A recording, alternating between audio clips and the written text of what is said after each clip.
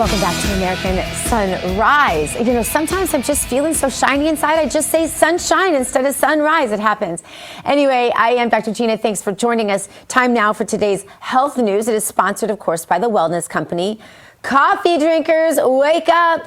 Most coffee drinkers know that a cup of Joe in the morning makes us more alert and focused, but recent studies have proven there's more science behind the benefits of drinking moderate amounts of caffeine as you are waking up.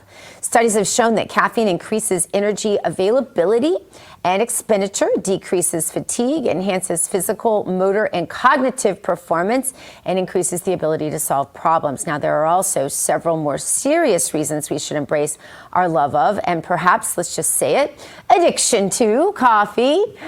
Health benefits of coffee include reduced risk for stroke. According to a study published in the journal Circulation, found that women who drank moderate amounts of coffee, from 2 to 4 cups daily, wow, that's a lot, reduced the risk of stroke by almost 20% compared to women who didn't drink coffee at all. Coffee may also lower the risk of type 2 diabetes, reduce the risk for common cancers, and even help with weight loss.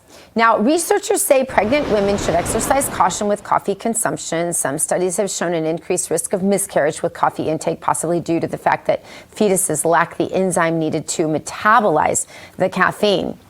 All right, well, we've heard so much, too, about long COVID, and 4 years after the COVID craziness, it's all still a mystery. But one thing we do know is that most of those who are affected by long COVID have, guess what, been vaccinated. Dr. Peter McCullough is the Chief Scientific Officer at the Wellness Company and has been at the forefront of cracking the mystery of COVID and long COVID, and he joins us right now.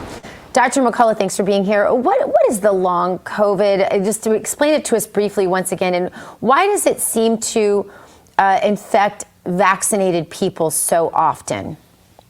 Long COVID is the constellation of symptoms, most commonly ringing in the ears, post-exertional fatigue, generally feeling unwell. There can be more serious chest symptoms and neurologic symptoms, but it's due to the spike protein. The spike protein is the spine on the surface of the virus.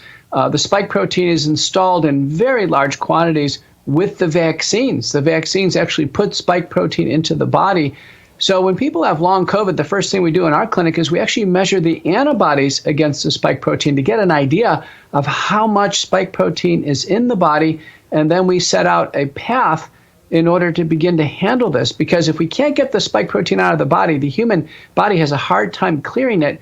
We have to assist it with a variety of natural products. If we can't get the spike protein out of the body, patients don't get better, either whether they're taking the vaccine or have long COVID. And Doctor, I saw the announcement recently that the Wellness Company's Chief Medical Board had decided to add Tamiflu to the contagion kit in the response to the current avian flu outbreak. Can you tell us the latest about this bird flu outbreak? We've heard a ton of messaging on it. There was a man in West Texas who got it just in his eye, pink eye. There have been several hundred cases over the last several decades, a fairly high human fatality rate, largely, I think, because of lack of medical care and patients not treated with the secondary antibiotics that are needed. Wellness Company made the move to put Tamiflu in, which is it's a modestly effective antiviral. It works best when it's started early. That's the reason why it has to be in the kit. You can't wait around to get a prescription for it. As a first line of defense, I would say additionally to people have an iodine-based nasal spray, a few drops of iodine in salt water, iodine and scope and Listerine gargles would be the way to go. You know, there's been gain-of-function research done at University of Wisconsin on bird flu, trying to make it infect humans and spread from human to human. There's been mass vaccination of poultry in China and elsewhere. It's backfired. It's actually caused more spread of the virus because the animals actually don't feel it as much, so they're able to spread it. And then there's been culling of poultry. As recently in West Texas, millions of egg-laying hens have been actually destroyed to try to contain bird flu. We're suspicious that bird flu may be the next disease X. And are people getting it through eating cooked poultry, or is it only through raw eggs? Is it through bird excrement? How does it happen? It's happening through handling birds. So we're really talking about people who work on poultry farms in direct contact. So right now, the cases that have occurred over the decades have occurred in animal handlers. The case that happened in 2022 in Colorado, that was a man where his job was to actually destroy a flock of chickens with bird flu, and he actually got it from doing that work.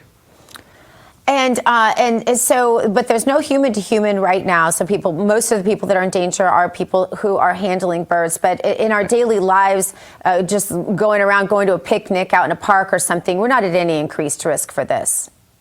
No, we're not. I think people who have chickens in their backyard or live in more rural areas, ought to have some caution.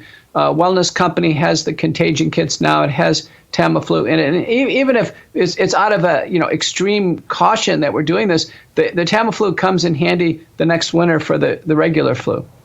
Right, and that's important to note that other viruses can be impacted by the Tamiflu as well when taken early, which is always the problem. You think you're maybe getting a flu, you're coming down with it, you call your doctor, they don't get back to you till the next business day. By then, you've had it for 2 or 3 days and it might not be as effective. So that's why it's so important to have the medical emergency kit, right?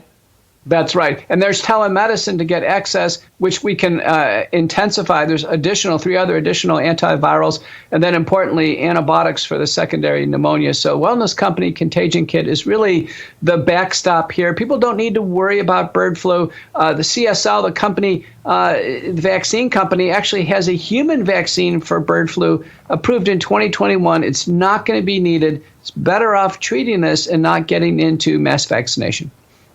All right, and the Wellness Company's medical emergency kit, you're seeing some of the things right there. The thing I love about it is it comes with a guidebook that tells you exactly what you need when. So if it all goes down, zombie apocalypse, you're going to have your medical emergency kit and you're going to know what to do with it. You won't need anyone's guidance. You won't need the internet, which might have a grid issue. Any of those kinds of things, you've got it right there. And we really need one for everyone in the family, don't we?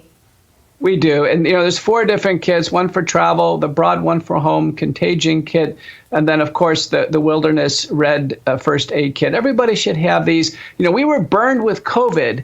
We don't want to get burned with another form of in a sense, a man-made pandemic. Yeah, and interestingly, some foreign countries' governments actually spent, I believe it was $14 per person to send out what was pretty tantamount to what you guys are sending out to your patients, and they largely came out unscathed. And so, if maybe our government actually cared to do things the right way, they'd be doing what the Wellness Company is doing. Thank you so much, Doctor. We appreciate you being on today. Thank you. You can go to twc.health/RAV today. Give it an order. That's twc.health/RAV. Use the promo code RAV. Save